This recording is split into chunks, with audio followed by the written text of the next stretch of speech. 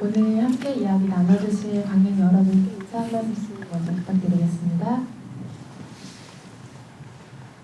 네, 안녕하세요. 저는 미망을 연출한 김태환입니다. 이렇게 늦은 시간까지 와주셔서 너무 감사드립니다.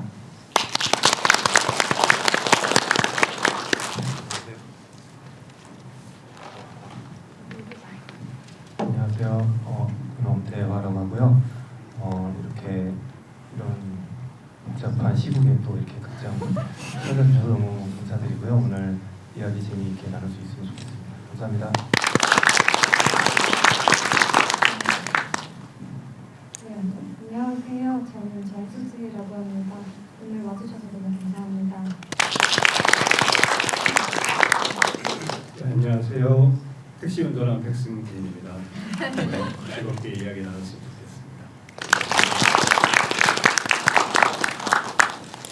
보통은 영화 이야기 나눌 때 배우분들은 극중 배역 이름을 같이 말씀을 하시잖아요. 그런데 미망이란 영화 전체에는 배역이 이름이 따로 붙어있지 않기 때문에 지금 배우분들이 본인의 이름과 그리고 뭐 안에서 행동들 얘기를 해주셨습니다. 김태학 감독님이 만드신 작품은 각각 3편의 단편을 미술나 연작으로 하나의 장편 작품으로 만든 것임을 이미 다 알고 계실 것 같아요. 그래서 오늘 뭐 많은 이야기들을 이미 알고 오신 분들도 계시겠지만 차차 처음 보시는 분들도 계실 테니 이야기를 나눠볼 텐데요. 각각 달팽이, 그리고 서울극장, 그리고 소우라고 이름이 붙었던 것들을 각기 다른 의미의 미망으로 붙여서 이름을 붙이는 작업이 이 영화에 있었는데요. 보셨다시피 첫 번째 미망은 살이 어두워 갈피를 잡지 못하고 헤매는 것, 그리고 두 번째 미망은 잊으려 해도 잊을 수가 없는 것, 세 번째 미망은 멀리 넓게 바라보다라는 뜻을 가지고 제각기 다른 이름을 붙이셨습니다. 원래 부르던 이름에 다른 이름, 그러니까 내가 부르는 다른 이름을 붙이면 그 의미가 조금씩 다르게 나에게 발생하는 경우들도 있잖아요.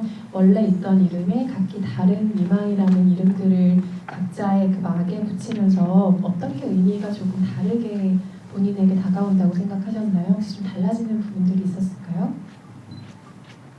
그 제목을 최종으로 미망이라고 정하게 되면서 영화 속에서 그 얘기하는 똑같지만 뭔가 달라진 것 같다라는 얘기들을 계속 반복적으로 하고 그 안에 있는 인물들도 뭔가 제자리로 돌아가는 것 같은 느낌을 반복하게 되는데 뭔가 같지만 다르다라는 느낌을 같은 단어이지만 다른 뜻을 가지고 있는 것으로 표현하기에 너무 적합한 것 같았고 그 미망이 가지고 있는 사전적 정의 세 가지의 뜻이 각각 파트별로 얘기하고자 하는 바에 잘 어울린다고 생각을 했어요. 영화 속에 등장하는 박남욱 감독의 미망인이라는 영화 속 영화와도 나란하게 조용하는 면이 이 영화 전체 제목에 있는데요. 미망이라는 단어가 세 가지 뜻이 있었기에 참 다행이다. 두 가지만 있었으면 어쩔 뻔했다라는 생각을 영화를 보면서 하게 됐고요. 엄태화 감독님은 영화 어떻게 보셨는지 일단 간략하게 먼저 이야기 듣고 싶은데 동시대에 활동하는 연출가로서 또 느슨한 또래 감독으로서의 이 작업을 또 어떻게 보셨는지도 궁금하고요. 일단은 영화에 광화문 종로가 많이 나오잖아요. 아무래도 제가 그곳을 다닐 때 경험했던 것들이 영화 보는 내내 많이 떠올랐고 특히 저 영화 감독이 되기 전에 영화 감독이 하고 싶었던 시절에 많이 다녔던 곳인데 특히 그 낙원상가에 가서 아트시네마에서 영화를 보고 그 근처에서 돼지국밥을 먹고 또 이렇게 그냥 정처없이 걸어다니다가 이제 집이 그때 수지였는데 그 수지 가는 버스를 타려면 그 앞에서 타도 되는데 거기서 타면 사람이 너무 많아서 항상 광화문까지 걸어가서 탔어요. 거기가 이제 종점이니까. 그래갖고 그걸 타고 다녔던 기억이라던가 그때 만났던 사람들 그런 기억들이 계속 떠올랐고 그러고 나서 이제 즉각적으로 떠오른 건 이런 것들이었는데 약간 이게 이 영화가 저한테 되게 조금 다른 식의 어떤 뭐랄까 질문 경험 같은 느낌을 또다시 준 게 뭐냐면 그러니까 저는 되게 흘러가는 시간을 계속 붙잡으려고 하는 성향의 사람인 것 같아요. 그래서 사진 찍는 것도 좋아하고 뭐 옛날 일기 보는 것도 좋아하고 그리고 영화를 찍는다는 것도 결국은 지금 지나가는 것들을 붙잡고 싶어서 하는 게 아닌가라는 생각을 한 적도 있는데 그게 그래서 지나가는 것들에 대한 감정이 뭐냐라고 하면은 뭔가 쓸쓸함이라던가 좀 슬픈 감정이 더 이제 위주로 들어간 것 같아요. 근데 이 영화는 그런 것들을 이야기하고 있는데 단지 쓸쓸하고 슬픈 감정만 주는 게 아니라 뭔가 모르겠어요. 이게 정확히 이렇게 한 단어로 저도 표현하고 싶은데 잘 안 되는데 그래도 괜찮아라고 말하고 있는 것 같고 그냥 그걸 되게 담담하게 이렇게 뭔가 저한테 보여주고 있는 것만으로도 되게 그냥 공감이 되고 그냥 위로가 되는 그런 느낌을 받았던 것 같아요. 시간에 대한 좀 독특한 감각이 이 영화에는 있는데 그것에 대해서 저도 궁금한 점이 있어서 잠시 후 두 분의 연출관께 또 여쭤보도록 하고요. 백승희 전수지 배우는 완성된 전체적인 영화를 다시 보신 인상이 어떠셨는지 궁금해요. 물론 뭐 백승진 배우는 이 작품에 배우뿐 아니라 다른 역할로도 참여하신 이력이 있으신 걸로 알고 있는데요. 뭐 작업 과정들을 조금 더 지켜보셨더라도 어쨌든 내가 역할로서 연기한 그 막 하나를 보는 것과 그리고 앞뒤를 상상하는 것과 쭉 이어진 세 개의 막이 하나의 연결점을 가지고 영화로 완성된 것을 다시 보셨을 때 감흥은 조금 두 분께도 달랐을 것 같다는 생각 들거든요. 일단 달팽이는 2019년에 찍어가지고 지금이랑도 격차가 크잖아요. 시간적인 격차가. 근데 그때 당시에 달팽이를 찍고 바로 다음 해 영화제를 갔어서 그 영화를 이미 단편으로 본 후였는데 저는 태양 감독님이 그런 그 단편을 연작으로 찍고 장편으로 만들겠다는 계획을 갖고 계신지 몰랐어요. 그래서 이후에 감독님 계속 뭐 다른 작품을 찍길래 아 그런가 보다 했고 이제 이후에 이제 그 현장에 방문 두 번째 영화를 촬영하는 날 이제 갔었는데 그래서 전 뒤통수 걸리는 엑스트라로 잠깐 나오거든요. 그래서 얼굴 나오면 안 돼가지고 근데 그러면서 아 이게 이렇게 이어지는구나. 그리고 다음 영화를 또 찍었는데 그거는 제가 못 본 거예요. 영화관에서.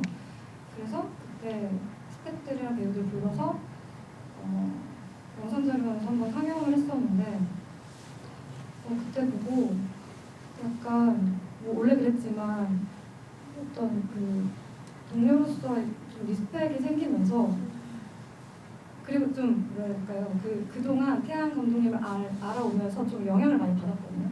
이제 꾸준히 영화를 열심히 찍으니까 저도 약간 그렇게 찍어야겠다. 좀 이런 개인적인 어떤 그런 자극을 많이 받고 뭐 주는 친구인데 그래서인지 뭐랄까 그 어떤 감독님이 말씀하신 것처럼 저한테는 그 2019년부터 그 이후에 코로나까지 다 합쳐진 모든 시간들이 거기도 담겨있는 것 같은 거예요. 저는 출연 안 했는데 그래서 좀 영화도 영화지만 좀 다른 의미가 저한테 좀 있는 영화예요.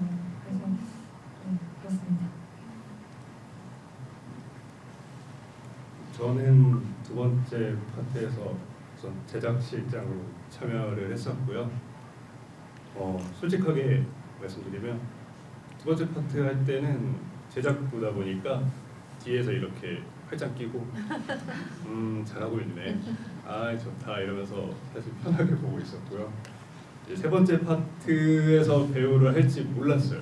아무 예상도 할 수 없었고 감독님께서는 저를 그 두 번째 파트 할 때 처음 만났었고 제 연기를 보신 적도 없으세요. 근데 캐스팅이 됐을 때 그래서 오히려 제가 믿어도 되는 건가 이런 생각을 했었는데 세 번째 파트 할 때는 그래서 그랑 반대로 되게 떨렸었어요.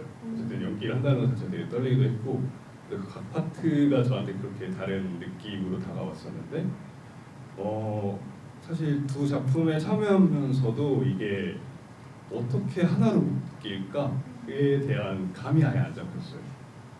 이게 과연 묶일 수 있을까 하고 이제 영화가 완성되고 극장에서 처음 봤을 때 아, 이게 이렇게 될 수 있구나 라는 느낌이 들어서 그런 제가 예상하지 못한 결과를 보여서 되게 좋았던 것 같아요. 저는. 네. 얘기를 듣다가 문득 생각난 궁금증인데 보통 현장에서 배역으로 캐스트들을 부르잖아요. 뭐 이를테면 극중 이름이 수지라면 뭐 수지 씨, 뭐 승진 씨 이런 식으로 부르면 두 분은 그러면 현장에서 스태프들이나 감독님이 어떻게 부르셨어요? 뭐 연인 혹은 후배 뭐 이런 식으로 부르셨을까요? 어떻게 하셨을까요? 우선 극중에 이름이 없는 건 사실인데 시나리오를 볼 때 자기가 누구를 읽어야 되는지는 알아야 되니까 시나리오 안에서는 배우들의 이름이 적혀져 있었고요. 그리고 이제 마케팅 할 때 이렇게 여러분에게 공개할 때 공식 정보는 남자, 여자, 연인, 친구입니다. 그다음에 그 두 번째 파트에 나오는 사람은 팀장 이런 식으로 진짜 대명사로 불릴 수 있을 만큼의 직함만 부여를 했었어요.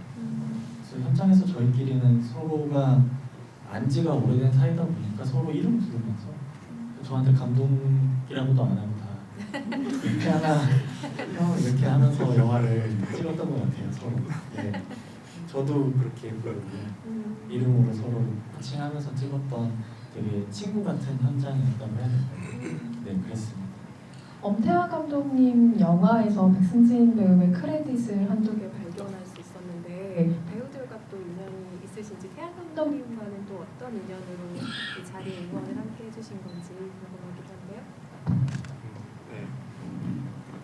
세 분이 다 이제 저랑 인연이 있는데 일단 감독님 김태양 감독님은 꽤 오래됐어요. 이름을 들은 지는 정말 오래됐고 거의 그러니까 건대 제가 이제 건대 분들이랑 좀 알고 지냈었는데 왜냐면 동생이 또 건대 출신이다 보니까 거기 이제 스태프들이나 이런 분들도 좀 알게 돼서 그리고 아까 영화 아카데미에 들어가서도 건대에 나온 촬영 감독이랑 또 작업을 하게 돼서 간간히 이름을 들었었어요. 그러다가 임투기라는 작품을 할 때 그 지상빈 촬영 감독이 태양이 데려올 거야? 뭐 약간 이런 식으로 얘기를 막 했었어요. 그래갖고 그 이름만 듣던 분이 촬영 탭으로 오겠구나 그러고 있는데 그러다가 형 못 온대 그래갖고 그때 못 만났어요. 그리고 나서는 이제 잊고 지냈죠. 한참 잊고 지내다가 작년에 토론토 영화제를 처음 갔는데 거기에 미망이라는 영화가 왔고 거기에 감독이 김태양이라고 되어 있길래 근데 그 이름이 흔한 이름은 아니잖아요. 그래서 이분이 연출을 했구나. 연출해서 이렇게 영화제로 왔구나. 이렇게 그래서 영화제에서 또 몇 번 같은 기간이 있었는데 또 못 만났어요. 몇 번 엇갈렸어요. 마치 영화처럼 정말 만날 수 있는 순간에 계속 못 만나고 있다가 시사회 때 승진 배우가 저를 초대를 해갖고 그때 와서 영화를 보고 그날 처음 인사를 한 거예요.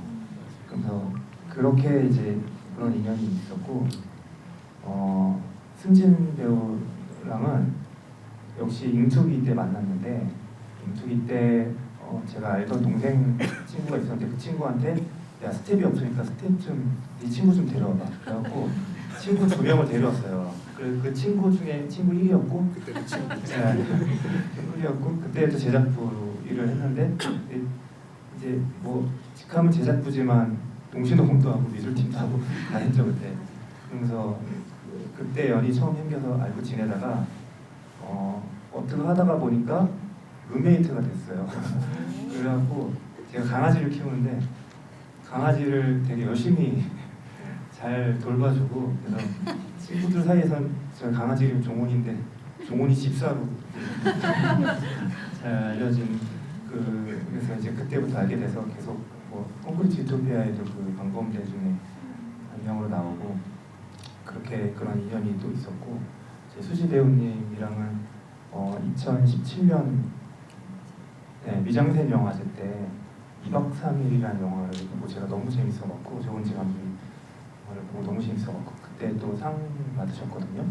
그래갖고 제가 원래 먼저 가서 막 이렇게 인사하거나 그런 타입이 아닌데 이게 쑥스러워서 그때 뒤풀이 때 먼저 가서 제가 영화 너무 잘 봤습니다 하고 막 인사드렸던 그때 알게 돼서 그 이후로 계속 뭔가 영화를 출연도 하시고 또 감독도 하시고 계시잖아요. 그래서 영화들도 다 챙겨서 보고 이렇게 응원을 하고 지내다가 또 이 영화에서 만나게 돼서 너무 반가워서 저번에 이렇게 넷이서 한번 만나서 그래서 차 한번 마셨어요. 너무 반가워서 그런 인연들이 다 이렇게 있습니다. 사실 제 기억 못 하시는 것 같은데 학교 다닐 때 집에서 자주 인사를 드렸었거든요. 그러니까 제가 이제 동생분이 이제 배우시는데 작업을 하면서 여기에 이제 자주 찾아뵈가지고 이제 옥탑방에서 오며가면서 인사를 많이 했어가지고 맞아요, 그랬었어요. 두 분이 되게 멜로드라마적 관계를 맞아요. 엇갈리고 만나면서 갖고 계셨나요? 제 마이크가 오늘 조금 말썽인데 네.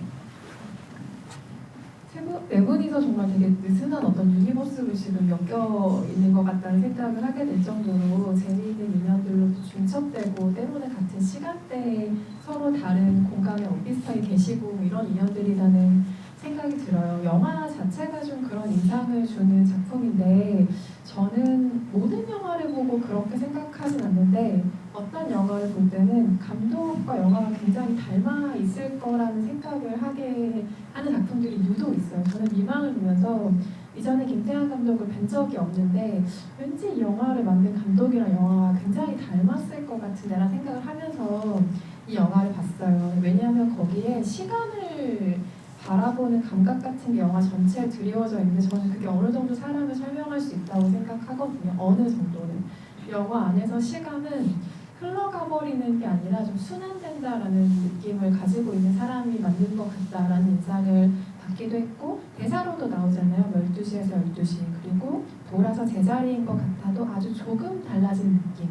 그 정도의 흐름으로 받아들이시는 분이 아닐까라는 생각을 하기도 했고 영화 안에서 미망인 얘기도 잠깐 나오는데 그 영화를 경유해서 뭐 과거부터 지금까지 사람들이 걸어다니는 길 위에 쌓이는 기억이랑 뭐 행동들 이런 것들을 언급하기도 하고 그래서 아마도 나아가면 윤회 같은 것도 믿으시는 분이 아닐까. 그러니까 뭔가 시간을 쭉 나아가는 선형의 개념이 아니라 조금은 도는 윤회의 느낌으로 받아들이시는 분일까라는 지레짐작을 해봤어요. 그래서 그 기본적인 생각이 영화 만드는 것, 현재 모든 부분에 영향을 좀 미치고 있는 게 아닐까라는 나아가서 저 혼자만의 생각을 가져보았는데 조금 난해하고 좀 어긋나는 질문일 수 있겠습니다만 그 시간에 대한 감각을 어떻게 가지고 계신 분인지 궁금해요. 네. 네, 잘 됐네요. 제가 말씀해주신 것처럼 윤회 사상을 뭐 심취해서 파거나 종교적으로 그렇게 불교에 이렇게 입각해 있진 않은데 어떤 종교든 좀 되게 흥미롭게 학문적으로 좀 파요. 그런 편이라서 영화의 그런 부분들이 녹아나는 것 같습니다. 그리고 시간을 받아들이는 거는 이렇게 여러분들이 여기 한 분 한 분 다 계시잖아요. 근데 공간 안에 여러분들 한 개인이 한 인간으로서가 아니라 하나의 시간으로 저는 좀 받아들여지는 거예요. 그래서 지금 여기가 2024년 12월 13일이 아니라 이분들이 살아온 모든 시간, 태어나서 지금까지 시간과 여기 오늘 아침에 일어나서 오는 시간까지가 총체적으로 다 있다라는 생각을 저는 해요. 그래서 가끔 지하철 타거나 버스 탈 때 이게 우리가 약속한 시간이 아니라 모두의 시간이 다르게 흐르고 있을 수도 있겠다라는 생각을 합니다.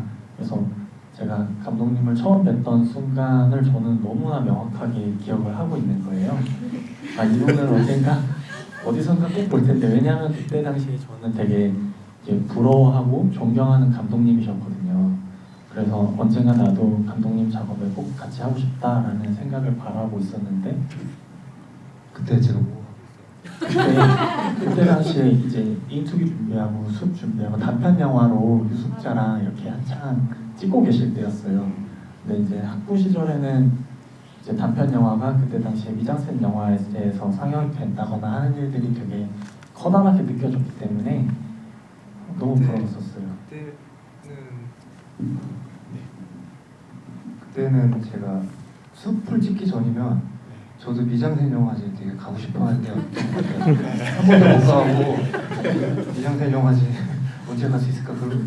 제가 그때 집이 없어갖고 동생 집에 얹혀 있었는데 고박받으면서 그때 갔었군요. 저는 기억을 못했어요. 친구가 몇 명 없어갖고 집에 오면서 조용히니까 그 중에 하나가 저였어요. 아 그래요? 네. 지금 처음 들었습니다. 아무튼 제가 시간을 생각하는 게 그렇습니다, 여러분. 여러분들이랑도 언젠가 어디서 또 이렇게 스쳐 지나갈 수 있지 않을까 이런 게 그래서 한 공간에 이렇게 꽤 밀접해 있는 이 시간이 저한테는 좀 다르게 느껴져요. 그렇게 생각하는 편이라서 그게 이제 어떤 교리랑 맞는지 모르겠지만 저는 그렇게 생각하면서 지내고 있습니다. 이것이 막 언어로 정리해서 말씀해 주시기 전에도 어떤 느낌인지는 대략 영화에서 그걸 감지하셨을 거라고 생각해요. 각자가 그런 인상을 받으셨을 테고, 반면 저는 엄태하 감독님의 영화를 보면 아까 시간을 붙잡는 개념으로서의 영화를 얘기해 주셨는데 그걸 조금 다른 표현으로 쓰면 저는 시간이 좀 고여있는 것 같다는 생각을 감독님 영화에서는 항상 하게 되거든요. 방금 얘기가 나온 단편 숲도 그렇고, 숲은 그래서 결국 이후에 미전된 영화제에서 몇 년 만에 대상을 받았죠. 그래서 어쨌든 그 영화도 그렇고, 이후에 가려진 시간이라는 작품도 그렇고, 최근에 우리가 정말 좋아하고 깜짝 놀랐던 콘크리트 유토피아라는 작품도 어떻게 보면 큰 재난이 있는 이후에 시간에 고여서 묶여있는 사람들의 이야기라는 생각이 들거든요. 그래서 이 두 분의 시간관념은 좀 완전히 다를 것 같다. 영화 안에서 그게 완전하게 다르게 펼쳐진다라는 인상 받았는데, 감독님은 시간에 대한 개념이 어떠세요? 좀 난감한 질문일 수 있겠지만. 그 아까 말씀드린 것처럼 지나가는 것을 되게 지나간다라는 것이 뭔가 저한테 쓸쓸하게 다가오는 것 같아요. 항상. 저는 그래서 저 스스로를 한번 뭔가 이게 그게 안 되는 거예요. 그래. 그게 안 되는 거예요. 네. 그래서 스스로를 좀 프로파일링 해본 적이 있는데 집이 이사를 엄청 많이 다녔어요. 어렸을 때. 그래서 집이 조금 정들만 하고 친구들이 정들만 하면 다른 곳으로 가고, 그리고 제가 막 제 물건이라고 막 해놨던 것들, 뭐 예를 들면 그림을 그려놨던 것들이 이런 게 다 없어졌어요. 지나가면서. 그러다 보니까 그러고 나서 이제 어른이 되고 보니 그렇게 없어져 버린 것들이 저한테 되게 안타까운 쓸쓸함 같은 감정으로 남아있게 되었고, 그래서 물건을 잘 못 버려요. 일단 지금도 물건을 잘 못 버리고, 사진도 그래서 이렇게 항상 찍어서 뭔가 말씀해 주신 것처럼 어딘가 이렇게 고여놓고 모아놓고 가끔 보기도 하고, 아 이때 이랬지. 그래서 제 아이폰에 2011년 때 사진부터 지금까지 다 있거든요. 그래서 막 친구들 흑역사 사진 같은 것도 가끔 심심할 때 보내기도 하고, 승진이 사진도 되게 많고 그래서 그게 이제 좀 뭔가 저한테는 슬픔 같은 걸로, 시간이라는 건 좀 어쨌든 멈출 수 없는 거니까 슬픔 같은 정서로 저한테는 가지고 있었는데, 그래서 미망을 보고 나서는 그게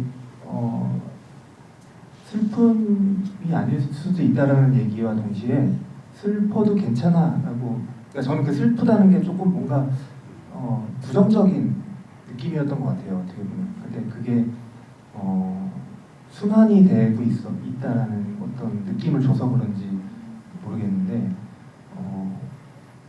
어떤 비언어적인 느낌이어서 이게 말로 잘 표현이 안 돼요. 근데 마음의 어떤 위로가 되었던 것 같아요. 그래서.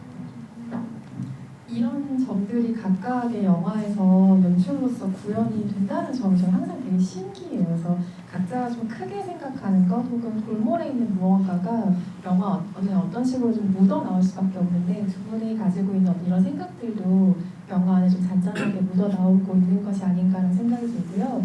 저는 이 영화가 보시기에는 조금 편하게 흘러가는 영화일 수 있다는 생각을 하는데 만드는 사람 입장에서 보면 저거 어떻게 찍었지 싶은 게 진짜 많을 것 같은 영화거든요. 하다못해 수음을 어떻게 한 건지 이걸 전부 다 후시 녹음을 다시 한 건지부터 시작해서 촬영상의 각도도 저게 절대 안 나올 것 같아요. 도대체 어떻게 찍은 거지? 뭐 촬영상에 음향상에 정말 많은 기술적인 궁금증이 생길 만한 작품이라고 생각하는데 엄태하 감독님도 연출을 직접 하시니까 연출가가 보기에 이 작품에서 저건 어떻게 했지라고 가장 궁금증을 불렀던 어떤 기술적인 항목이라든지 궁금증이 생겼던 장면이 있는지도 궁금한데요.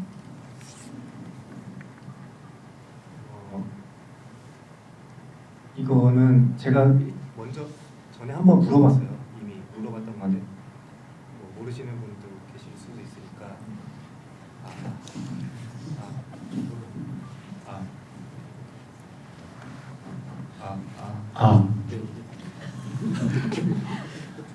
네. 그때 여쭤봤던 거는 뭐였냐면 사람이 많은 행인이 많은 거리에서 촬영을 하면은 당연히 거기 계신 분들이 다 보조 출연자분들이 아니라는 것은 자명하거든요. 영화를 보면. 그러면 카메라를 무조건 쳐다보세요. 저쪽에서 촬영을 하고 있으면. 근데 영화에서는 카메라를 보는 분들이 아무도 제가 눈을 불을 켜고 찾아봤거든요. 근데 아무도 없더라고요.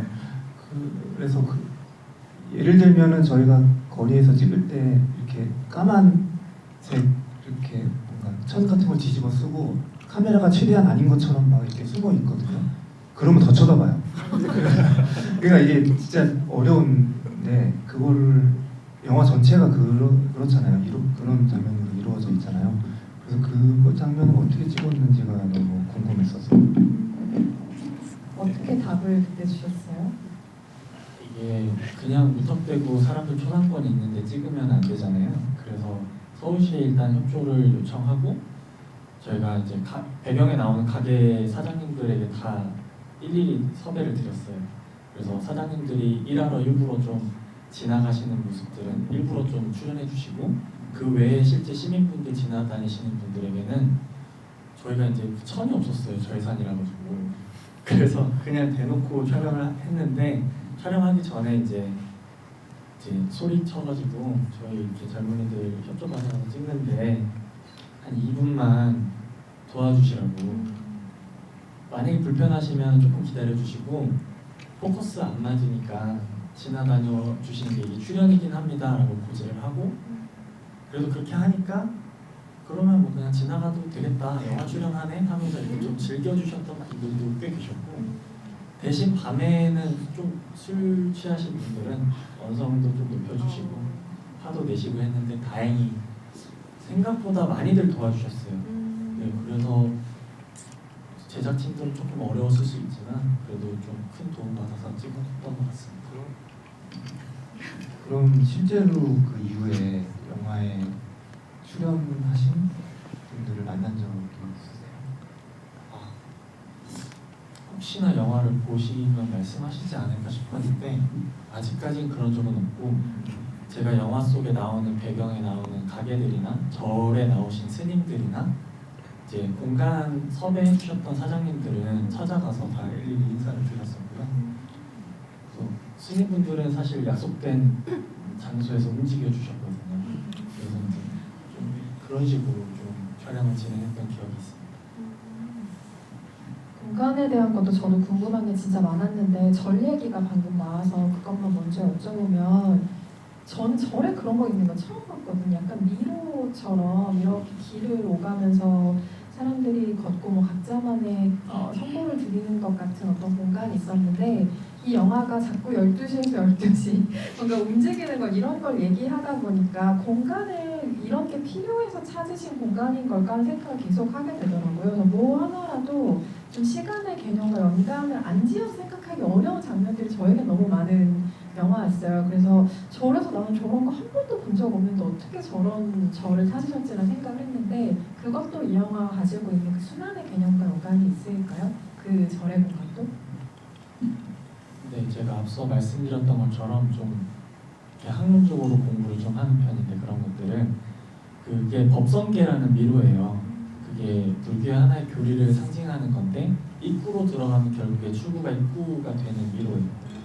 그래서 이제 제자리에서 제자리인데 그 교리 안에서는 입구로 들어가서 다시 제자리로 나오지만 이제 무언가 달라진다라는 얘기를 하는 거거든요.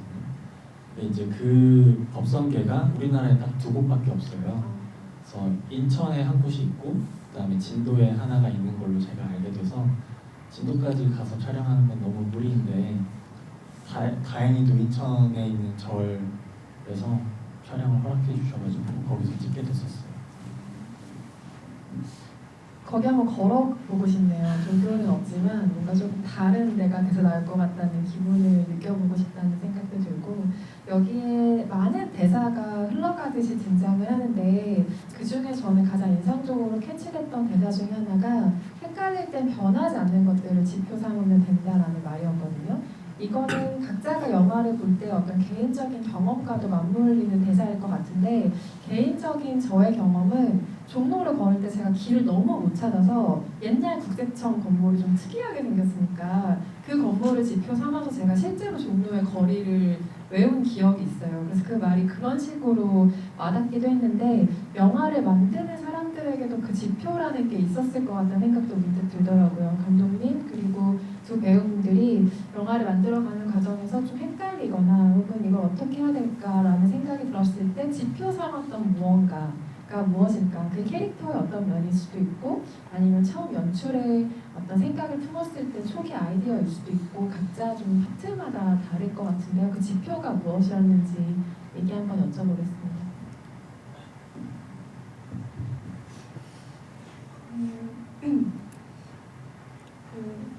GV를 하면서 이렇게 팀들이 모여서 이제 얘기를 하다 보니까 알게 된 건데 제가 태양 감독님의 작품에 태양 감독님의 이전 작품을 보고 출연한 건 아니었더라고요. 최근에 알았는데. 맞네요. 맞아요.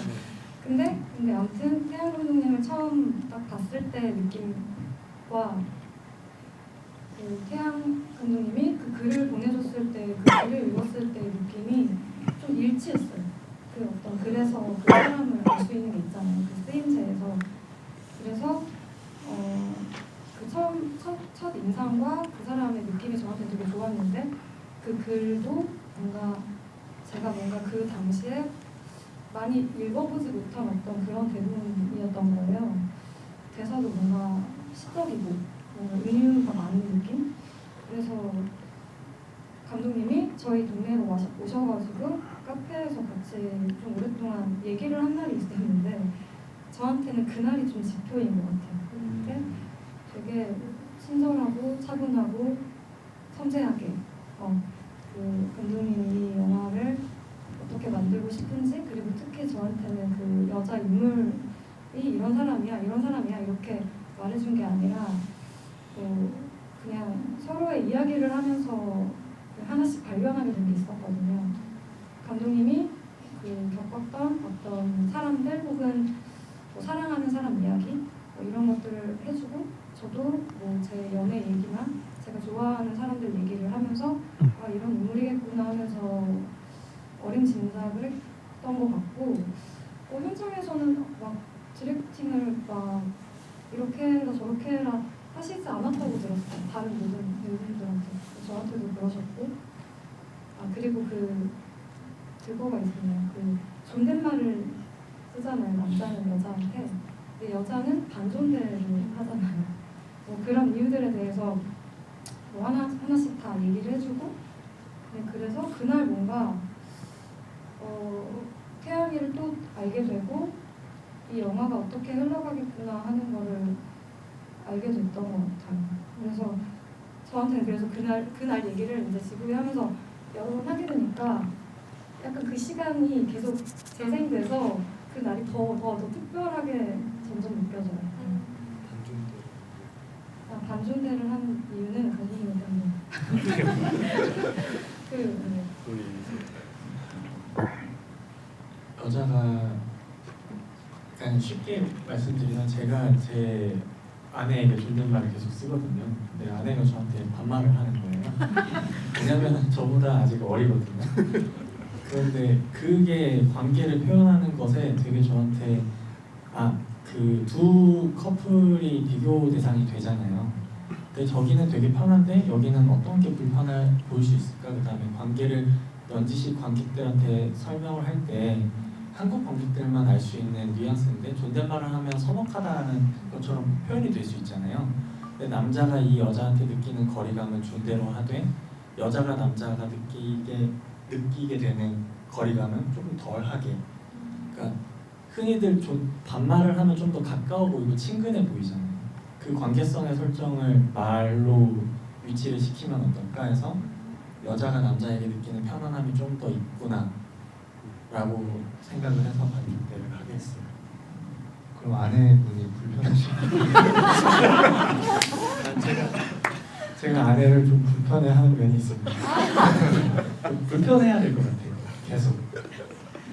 근데 그런 식으로 뭔가 존댓말을 쓰거나 감정대를 쓰거나에 대한 거를 그렇게까지 인지를 못했는데 감독님이 그 연인 캐릭터를 설명해 주실 때 그래도 그 사람이 되게 의연하고 담담한 어떤 그런 게 있는 사람이라는 거를 인지를 하고 있었는데 그게 좀 도움이 된 것 같아요. 그 서로가 쓰는 언어가.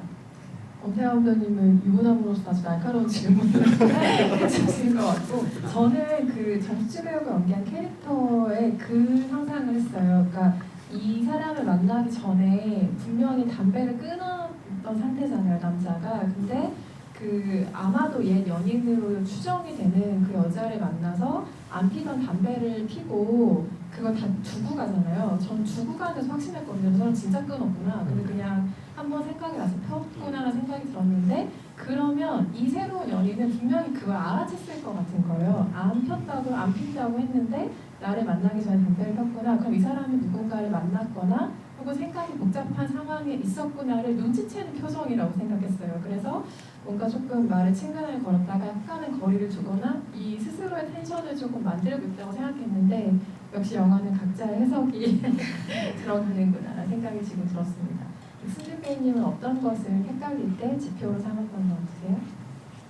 근데 우선 연기할 때 헷갈리는 건 항상 너무 많은데 보통 이제 저는 학교를 안 가고 바로 현장부터 이제 영화를 접하고 연기를 하다 보니까 어떤 동료들이 항상 없었어요. 그리고 첫 영화 작업을 할 때 그 태아 감독님을 만났던 것처럼 사실 이 어떤 시간에 가지고 있는 그런 단계라고 해야 될까요?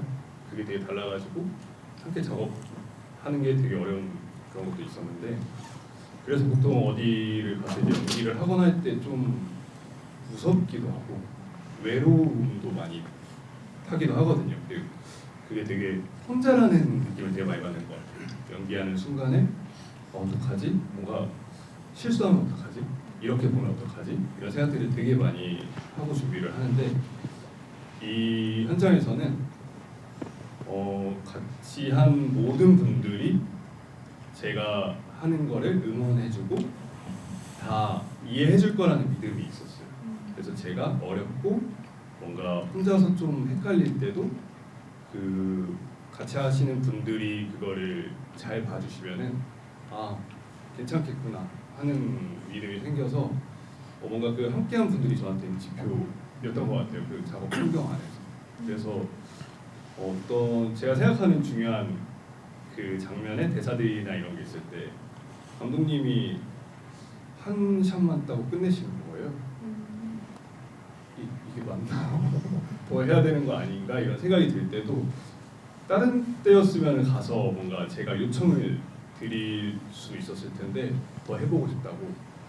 근데 그 오케이 사인과 스태프분들의 반응을 봤을 때 믿고 가면 되겠다 라고 생각이 들었습니다. 그때. 그게 어떤 장면이었는지 기억나세요? 한 번에 오케이가 나타났어요. 그게 저희가 이제 택시에서 그 롱테이크로 이제 이야기 나누고 뭐 싸우기도 하고 그렇게 하잖아요. 근데 그게 원래 예정됐던 게 이제 커버샷들이 있었어요. 단독들도 있고 이렇게 있었는데 이 마스터 하나를 따고 오케이가 나고 넘어간다는 거예요. 안 되는데 맞나 이게?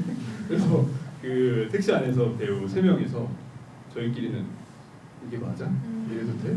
근데 이제 저희끼리는 어떻게 뭐 하고 그때 이제 관계성들이 다 좋으니까 뭐 지가 오케이 그러니까 됐겠죠. 근데 저희끼리는 이제 안 들릴 줄 알고 얘기했는데 마이크 켜져 있어요. 제가 다 이렇게 다들 피마이크 차고 있는데 자기들끼리 쏙닥쏙닥 하는 건 제가 다 듣고 있는데 같은 공간에 없다고 그렇게 뒷말을 하시더라고요. 그때 되게 이제 저도 기억나는 장면인데 이제 촬영 감독님이 이제 스토리보드를 짜실 때 관계성을 설정을 해서 이제 그 컷을 이렇게 커버샷들을 마련을 해놨었는데 마스터로 첫 샷을 찍고 이렇게 촬영 감독님이 제가 컷을 하니까 저를 이렇게 돌아보는 거예요. 이걸로 다 될 것 같은데요? 이렇게 얘기하시길래 저는 맞아요 이렇게 얘기하고 그렇게 해서 오케이를 했던 기억이 납니다. 다 많이 아시겠지만 마스터는 그 전체를 찍는 하나의 샷을 얘기를 하고 그 다음에 각자 인물이 뭐 3명이라면 각각의 단독으로 우리가 커버를 딴다 뭐 이런 표현을 쓰죠. 그래서 나중에 편집에서 뭐 마스터 한 번 쓰고 뭐 커버샷 한 번 쓰고 이런 식으로 교차로 만드는데 이미 전체적인 풀샷이 너무 좋았기 때문에 별도로 각각의 어떤 숏을 만들 이유가 없었던 연기를 너무 잘하셨던 관계로 그렇게 된 소지 아닌가라는 생각이 들고요. 감독님은 어떤 걸 지표 삼으면서 영화를 완성하셨어요? 4년여의 기간이 걸렸죠. 저는 그 극 중에 나오는 4가지 그림 규칙 있잖아요. 그거를 좀 저한테는 지표로 삼았던 것 같습니다. 이제 시작을 하면 끝을 낸다라고 생각을 했던 건데 코로나 때문에 영화 촬영을 못 찍게 돼도 이거는 끝을 내겠다라고 생각을 했고 그 다음에 최대한 길게 쓸 것이라는 말을 하잖아요. 그래서 최대한 길게 찍어봐야겠다. 이 긴 장면 안에서 관객분들과 배우들이 호흡하는, 조응하는 것들을 지켜봐야지. 그 다음에 그렇게 하면 관객분들이 인물뿐만 아니라 배경에 시선을 두면서 본인들의 추억을 되돌아보지 않을까?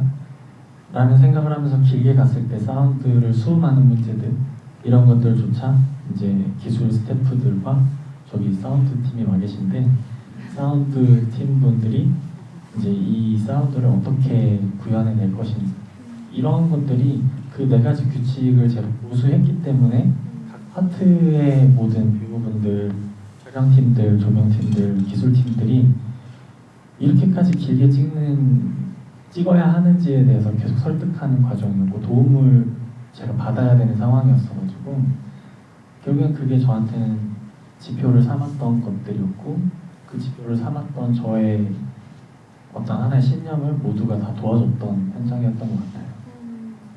그 공간 스케치를 할 때 규칙들을 설명해주는 장면이 있는데 뭐 너무 소심하게 긋지 말고 과감하게 선을 그어라 등등의 어떤 조언들이 저도 지금 기억이 나는데요. 혹시 기억이 나지 않는 분들은 영화를 다시 한번 보시면서 그 내용을 깊게 보시는 것도 하나의 팁이 되지 않을까 싶고 영화가 그 어쩔 수 없이 동시대성을 가지게 된 경우 의도치 않게 다큐멘터리의 기능을 하기도 해요. 그때 공간 혹은 그때 사람들이 모였던 장소성을 담는다는 의미에서 그 영화도 간혹 그런 기능을 가지기도 하는데 저는 이 영화가 2020년대 광화문 종로 일대에 굉장한 다큐멘터리적인 기능을 하고 있다고 생각해요. 그래서 광화문 광장이 공사되고 있을 무렵의 어떤 모습도 보이고 완성된 이후의 모습들 그리고 종로에 뭐 이게 없어진다 아니다 말이 많았던 그 철공사들 모여있는 그쪽의 공간들도 그렇고 밤거리도 그렇고 아주 많은 공간성을 이 영화 2020년대에 확보하고 있다는 생각이 들어서 그때 광화문 종로 하면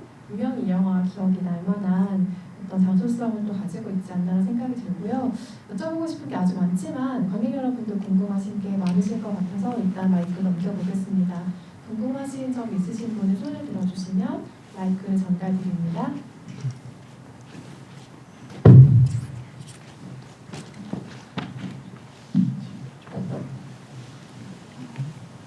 네,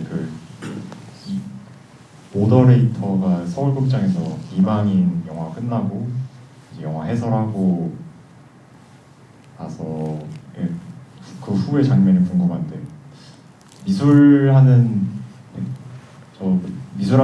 직업을 가진 그 남자 배우는 그냥 미술했다 전시 내용도 안 보여주고 그냥 미술했다라는 말로만 왜 때우는데 영화 모더레이터 하는 분은 모더레이터 하는 이렇게 지금 모더레이터 하는 장면과 영화가 끝나고 나서 불이 꺼지는 장면까지 다 보여주시더라고요. 그렇게 끝나는 장면까지 다 보여주신 혹시 이유가 따로 있으신지 궁금합니다. 감사합니다. 모더레이터 하는 장면에서 빈 극장을 길게 보여줬던 거는 서울극장이 폐관했잖아요. 그래서 실제로 있었던 공간 안에서 이제 더 이상 극장으로서 남아있게 되지 않은 것에 대한 안녕 같은 의미가 있었고요, 저에게는. 그다음에 빈 극장을 관객분들은 영화를 보실 때 스크린을 보잖아요, 객석이 아니라. 그런데 지금 저도 이렇게 영화를 만들어서 여러분들을 스크린에서 여러분들을 쳐다보는 것 같은 느낌을 받는데, 여러분들이 그 극장의 객석을 바라보게 되기를 좀 원했어요. 그리고 어두운 극장은 하나의 공간으로서도 여기는 아무것도 아니야가 아니라 내가 앉아있던 자리잖아 라고 좀 인식하지 않으실까? 이런 것들이 영화적으로 여러분들에게 조금 느낌적으로, 말로는 설명할 수 없지만 영화 언어적으로 다가갈 수 있다고 생각을 했고요. 그다음에 남자의 전신은 나오지는 않지만 남자의 그림 있잖아요.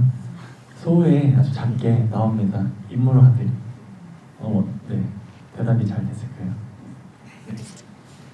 극장 말씀하셔서 생각이 났는데, 극장 안에서 들어가기 전에 스크린을 바라보고 이렇게 가운데 서 있는 그 여자의 뒷모습이 보이는 것으로 시작을 해서 이제 마지막에 말씀하신 각도로 구도로 영화가 끝이 나잖아요. 저는 이게 마지막 버스 장면이랑 반대로 이어진다는 생각을 했는데, 한 번은 우리가 스크린에 위치해서 객석을 쭉 바라보는 구도를 영화가 주고, 마지막에 버스는 좌석이 이렇게 있는 관계로 여러분과 시야가 똑같잖아요. 그러니까 이쪽이 버스 창이 되는 거죠. 그래서 그 한 번 뒤집는 어떤 구성을 생각하셨기 때문이 아닐까? 그러니까 극장이라는 장소성을 이후에 영화 끝날 때 버스라는 공간을 옮겨와서 극장의 인상을 한 번 더 연결하고 싶으셨던 게 아닐까라는 짐작도 해보았는데, 이것도 너무 과몰입일까요?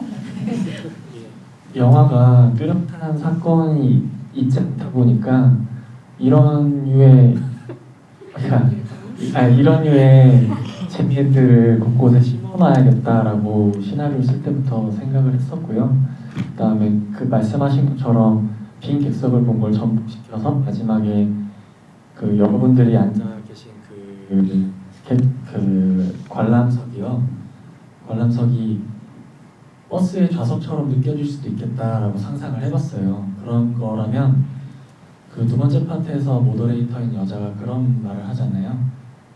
그 영화 끝이 유실된 영화여도 여러분들이 상상해보는 것도 재밌을 거라고. 그 다음에 마지막 인사가 여러분들의 하루나 일상이 계속 영화처럼 이어져 나가길 바란다는 류의 대사를 하는데, 그렇다면 그 대사를 들으신 여러분들이 마지막 버스 장면을 바라보게 됐을 때 그 객석에서, 버스 좌석에서 각자 저마다의 이야기들을 떠올리고 계시지 않을까? 그다음에 극장문을 열고 나서서 여러분들의 삶이 계속 되는 거니까, 영화가 좋은 영화는 끝나고 시작된다라고 한다라고 저는 들었는데, 그렇게 되길 좀 바랬던 것 같습니다. 다음 질문 또 받아보겠습니다. 뒤쪽에 계신 관객분께 먼저 드릴게요.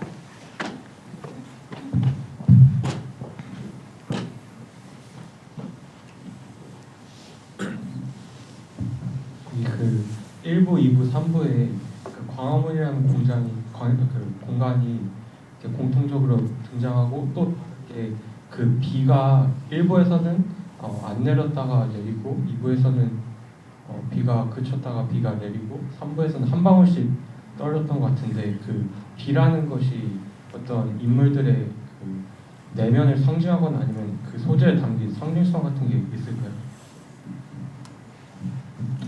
네, 그 비라는 게 내릴 때 한두 방울 떨어졌다가 우두두둑 내리잖아요. 그래서 마지막에 엔딩 크레딧의 노래도 그런데, 앨범 한 곡 들었을 뿐인데 모든 밤들이 생각난다고 하잖아요.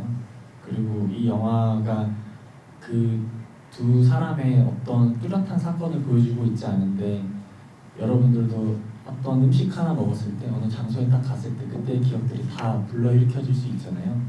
그런 것처럼 비라는 것도 마지막에 한 방울 두 방울 맞고 영화가 버스에서 내려서 다시 또 버스에서 내린다라고 가정을 한다면 첫 번째 파트에서 멈췄던 비가 내리기 시작하고 두 번째 파트에서 시간은 다르지만 공간도 다르지만 공간은 같죠. 시간은 다르지만 거기에서 비가 내리다가 그치고 하는 것들이 그 우리가 함께하고 있지 않은 이 순간에도 그 사람이 날 떠올릴까라는 상상을 하잖아요. 하곤 하는데 저는 여러분들도 그런 생각을 해보신 적이 있다면 이라고 생각을 하고 비를 내리게 했습니다. 영화 속에서. 네. 낭만적이죠? 다음 질문도 받아보겠습니다. 네.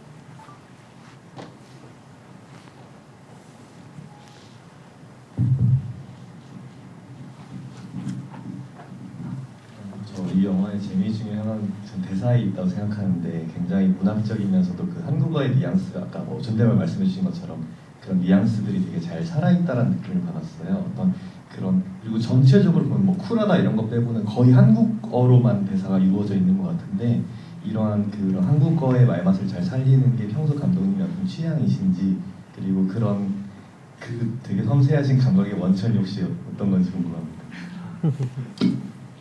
사실 저는 좀 대사가 없는 영화를 찍어보고 싶었어요. 항상 그런 걸 부러워하고 지향하고 공부를 했는데 처음 영화를 찍어보려고 하고 제가 찍어왔던 영화들이 대사가 없는 영화들이 꽤 있거든요. 아예 무성 영화도 있고 근데 이게 잘 관객분들에게 전달이 안 되고 어려운 거예요. 그래서 이번 한 번은 대사로만 다 전달하는 영화를 한번 해봐야지 라고 생각하면서 대사를 썼었고요. 그 다음에 대사를 쓸 때 기왕 대사를 쓰는 거 이게 영화가 좀 시처럼 느껴지면 좋겠다 라는 목표를 세워두고 한국인들만 알아들을 수 있는 언어들이 있잖아요. 이렇게 어느 식당에 갔는데 밥이 맛없으면 이 집 물이 맛있다라고 말하는 것들 있잖아요. 그렇게 얘기를 좀 해보면 재밌지 않을까? 라는 생각으로 대사를 좀 써봤고 그거를 그렇게 봐주셔서 너무 감사합니다. 그러면 같은 대사를 외국어로 번역을 해서 본 외국 관객들은 의도에 부합하는 리액션을 보여주시던가요? 좀 생각보다 신기했던 게 한국인들만 알 수 있는 말의 중의성이 있잖아요. 그런데 그걸 그 번역을 정말 잘해주신 분이 계셨어요. 저희 친구이자 영어 선생님이기도 했는데 그분이랑 둘이 이 한국말을 어떻게 살려서 외국 관객들한테 전하지? 그래서 그런 부분들을 되게 잘 살려서 전달을 했고 그 느낌으로 알아차리셨던 것 같아요. 근데 존댓말과 반말은 절대 모르시더라고요. 네네. 정수지 배우의 뉘앙스를 다 알아채주셨으면 너무 좋았을 텐데 그게 좀 아쉽네요. 짧은 질문 있으시면 마지막으로 하나만 더 받아볼까요? 없을 때 두 번째 줄에 계신 분이군요.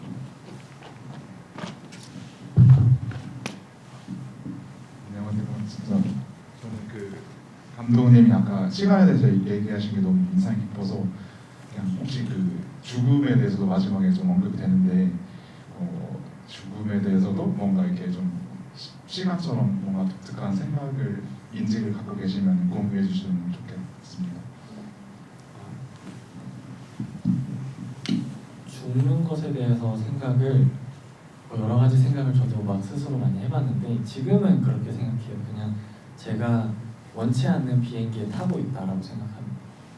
그래서 탄 거를 제가 의도치 않았는데 눈을 떠보니 비행기 아니고 비행기 안에서 엄청나게 달려도 비행기 끝인 것 같고 이 비행기가 추락할지 착륙할지는 모르겠어요. 죽을 때 더 나이를 먹어봐야 알 것 같고 그래서 우선은 지금은 그렇게 죽음을 인지하고 있어요. 언제든지 하늘에 떠 있는 비행기는 추락할 수 있고 하잖아요. 그래서 언제 죽어도 이상하지 않겠는데 라는 생각을 하고 내가 이 안에서 할 수 있는 건 별로 없구나. 근데 그 사실이 저한테 무기력하게 다가오진 않고 어떻게 보면은 나쁜 것들이 너무 많으면 꽃 한 송이가 되게 귀하게 느껴질 때가 있잖아요. 너무 더우면 물 한 모금이 너무 시원한 것처럼 이게 매번 죽을 수도 있다라고 생각하니까 좀 하루하루가 꽤 살만하더라고요 저는. 그래서 물론 안 그럴 때도 있는데 요즘에는 좀 그렇습니다. 기왕이면 기내식도 맛있고 서변현수도 덜 만나는 안전한 청유역에 비행이 되길 바랍니다. 네, 마지막 질문 덕에 더 저희가 좋은 얘기 들은 것 같아요. 감사합니다. 시간이 다 돼서 마무리를 해야 될 것 같은데요. 아쉽네요. 미망은 사실 광화문을 단체로 걸으면서 밤새 이야기를 나눠도 할 말이 참 많은 영화일 텐데요. 지금 광화문에 복잡하죠. 그래서 박승준 배우님부터 오늘 오신 관객 여러분께 끝인사 한 말씀 부탁드립니다. 우선 저희가 개봉하고 이렇게 되게 많은 관객분들을 보고 있는데 항상 그때마다 드리는 말씀인데 되게 묘해요. 여기 앉아서 객석에 앉아서 이렇게 봐주시는 관객분들을 본다는 것 자체가, 그리고 저희 영화가 말하는 것도 그런 거라고 생각을 하는데 저한테는 여기 와서 한 분 한 분 이렇게 보는 게 진짜 영화 같거든요. 그래서 모두의 삶이 뭐 영화 같다라는 표현이 좋은 건지 모르겠지만 되게 미망이라는 영화처럼 편안하고 따뜻한 일상이 계속 되셨으면 좋겠습니다. 오늘 시간 내주셔서 감사합니다.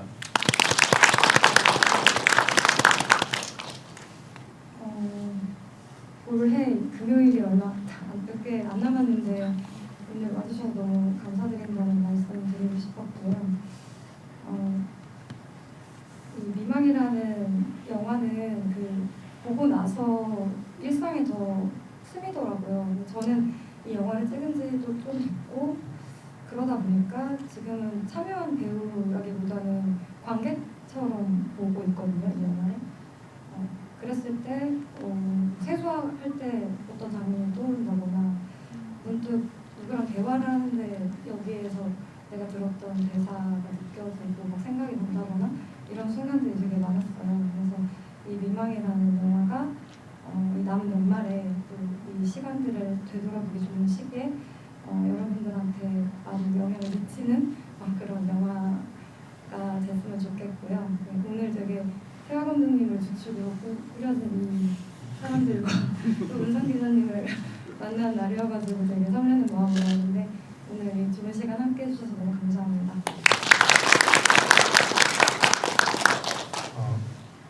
영화가 어떤 인연에 대한 이야기를 하고 있는데 또 이렇게 귀한 인연들이 있는 분들과, 그리고 저도 은성 기자님 처음 뵌 게 가르친 시간 때 뵀던 것 같은데 태영 배우 기억력이 안 좋으신 것 같아요.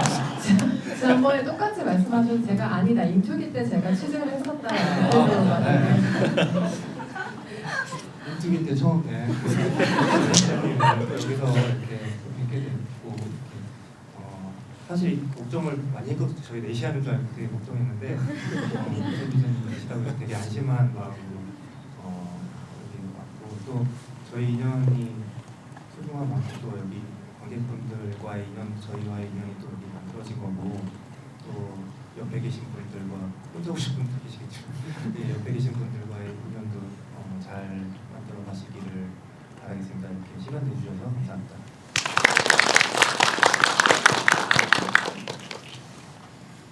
네, 그 영화가 코로나 시기를 관통하면서 만들어져서 코로나일 때 저희의 일상이 좀 사라졌었잖아요. 그래서 좀 더 일상적인 영화를 만들어야겠다라는 목표가 있었고요. 요즘에 저희의 일상이 조금은 어지럽잖아요. 그럼에도 불구하고 여러분이 오늘 이렇게 극장에 찾아와 주신 것처럼 이렇게 영화 보고 밥 먹고 걸어 다니는 건 소중하니까 이런 소중한 순간들이 좀 더 귀하게 느껴지는 것 같아요. 요즘에 더. 그래서 여러분들의 하루하루도 계속 이렇게 귀하고 소중하시길 바라겠습니다. 네, 감사합니다. 함께해 주셔서 감사하고요. 미망은 계속 절찬리에 상영 중이니까 주변에 좋은 입소문 많이 부탁드리고요. 건강하고 안전하고 행복한 얼굴로 극장에서 또 만나뵙게 되길 정말 진심으로 바라겠습니다. 연말 잘 보내시기 바랍니다. 감사합니다. 저희 앞으로 퇴장하면서 포스터도 받아가세요. 귤을 좀 사왔어요. 영화 속에서 귤 까먹는 게 나오니까 혹시 가시면서 괜찮으시면 귤 한두 개씩 챙겨가 주시면 감사하겠습니다.